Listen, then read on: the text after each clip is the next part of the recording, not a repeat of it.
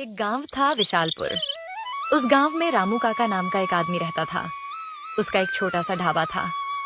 वह अपने ढाबे में स्वादिष्ट दाल, गर्मा गर्म रोटी, चूरमा और चावल लोगों को बड़े प्यार से परोसता था। दूर दूर से लोग उसके ढाबे का खाना खाने आते थे। रामू काका के साथ उसका भतीजा रमेश भी रहता था। रमेश बहुत ही मेहनती और संस्कारी लड़का था। वह हर रोज सुबह जल्दी उठ जाता, ढाबे की साफ सफाई करता, पानी भरता, बर्तन जमाता और चूल्हा तैयार करता था। इसके बाद वह रामू काका के साथ मिलकर ग्राहकों को खाना परोसने का काम शुरू करता था। अरे रामू काका, जल्दी से एक प्लेट दाल रोटी और चावल लगा दीजिए। मुझे काम पर जाने के लिए देर हो रही है। सच कहूं तो आपके दाल चावल खाए बिना मेरा दिन ही अधूरा लगता है। आपके हाथ के खाने का स्वाद पूरे गांव में कहीं नहीं मिलता। सुबह सुबह गर्मा गर्म खाना मिल जाए तो पूरा दिन मजे से गुजर जाता है। हाँ भाई, दे दूंगा। थोड़ा सब्र करो, अभी सब मिल जाएगा। मैं तो आप लोगों के लिए ही ये स्वादिष्ट खाना बनाता हूँ। आप सबके बिना तो मेरा ये ढाबा बिल्कुल अधूरा है। लो, ये गर्मा गर्म दाल चावल और ताजी रोटियां तैयार हैं। आराम से बैठकर खाना खाइएगा, अभी बहुत गर्म है। अगर और रोटी चाहिए हो तो बेझिझक बता देना। आपके चेहरे पर खुशी देखकर ही मुझे मेहनत करने की ताकत मिलती। ऐसे ही दिन भर ढाबे में चहल पहल बनी रहती थी और लोग बड़े ही चाव के साथ वहां खाना खाते थे। सुबह से लेकर रात तक ग्राहकों की भीड़ लगी रहती। कोई दाल रोटी की तारीफ करता तो कोई चूरमा और चावल का स्वाद भूल नहीं पाता था। रमेश भी रामू काका की हर काम में खूब मदद करता था। वह बड़े प्यार और सम्मान के साथ ग्राहकों से बात करता, पानी परोसता और समय पर खाना पहुंचाता था। उसके अच्छे व्यवहार की वजह से लोग उस ढाबे पर बार बार आना पसंद करते थे। धीरे धीरे रामू काका का ढाबा पूरे विशालपुर गांव में मशहूर हो गया। सब कुछ बहुत अच्छा चल रहा था, लेकिन किस्मत को शायद कुछ और ही मंजूर था। उस हंसी खुशी से चलने वाले ढाबे के साथ जल्द ही एक ऐसी घटना होने वाली थी जिसने सब कुछ बदलकर रख देना था। इतना अच्छा चल रहा ढाबा अचानक मुश्किलों में पड़ जाएगा, इसका अंदाजा तो खुद रामू काका ने भी कभी सपने में नहीं सोचा था। कुछ दिनों बाद रमेश का मामा मदन उससे मिलने के लिए उस ढाबे पर आया। जैसे ही वह वहां पहुंचा, उसने देखा कि रमेश सुबह से लगातार मेहनत में लगा हुआ है। कभी वह ग्राहकों को पानी दे रहा था तो कभी गर्मा गर्म खाना परोस रहा था। उसके चेहरे पर थकान तो थी, लेकिन काम के प्रति लगन भी साफ दिखाई दे रही थी। मदन ने यह भी देखा कि ढाबे पर ग्राहकों की भारी भीड़ लगी हुई है। दूर दूर से लोग वहां खाना खाने आ रहे थे। कोई दाल रोटी की तारीफ कर रहा था तो कोई चूरमा और चावल का स्वाद लेकर खुश हो रहा था। ढाबे में इतनी भीड़ थी कि बैठने तक की जगह मुश्किल से मिल रही थी। यह सब देखकर मदन के मन में लालच आने लगा। कैसे भी करके रमेश को इस ढाबे से अलग करना होगा। अरे मामा, आप कब आए?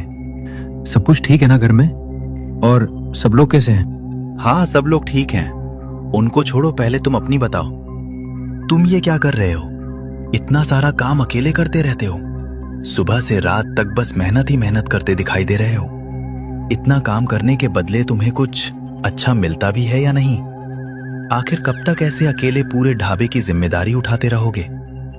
मैंने देखा यहाँ ज्यादातर काम तो तुम ही संभाल रहे हो। खाना बनाना, ग्राहकों को परोसना, साफ सफाई करना, सब कुछ तुम ही कर रहे हो। इतनी मेहनत करने वाले इंसान को उसका हक भी मिलना चाहिए बेटा। अब रमेश यह सब सुनकर सोच में पड़ गया। उसे लगने लगा कि मामा शायद ठीक ही कह रहे हैं। पूरे ढाबे का ज्यादातर काम तो वही करता था। सुबह सबसे पहले उठना, साफ सफाई करना, ग्राहकों को खाना परोसना और देर रात तक काम संभालना, ये सब रमेश ही करता था। उसके मन में पहली बार यह सवाल उठा कि आखिर इतनी मेहनत के बदले उसे क्या मिल रहा है।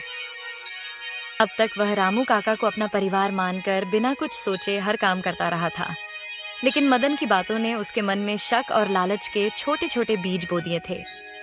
हाँ मामा, आप सही कह रहे हैं, लेकिन मैं कर ही क्या सकता हूँ?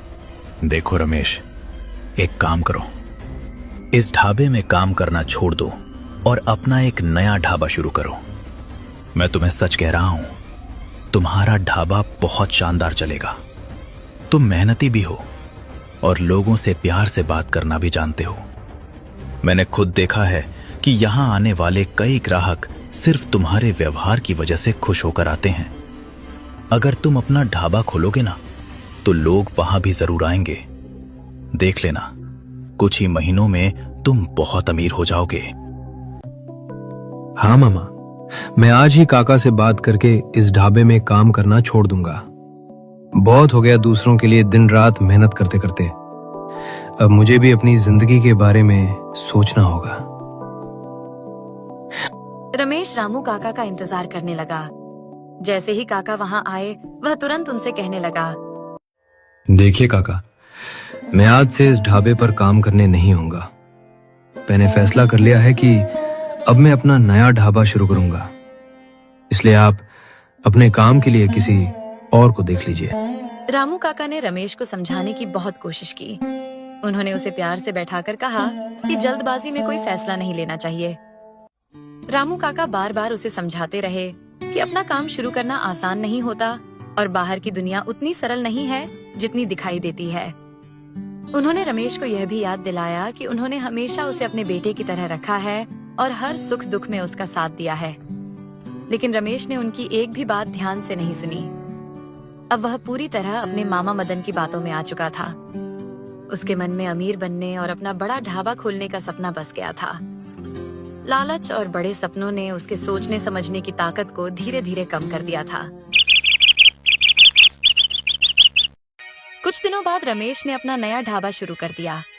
वह अपने ढाबे में बिल्कुल रामू काका की तरह स्वादिष्ट दाल, रोटी, चूरमा और जीरा चावल परोसने लगा।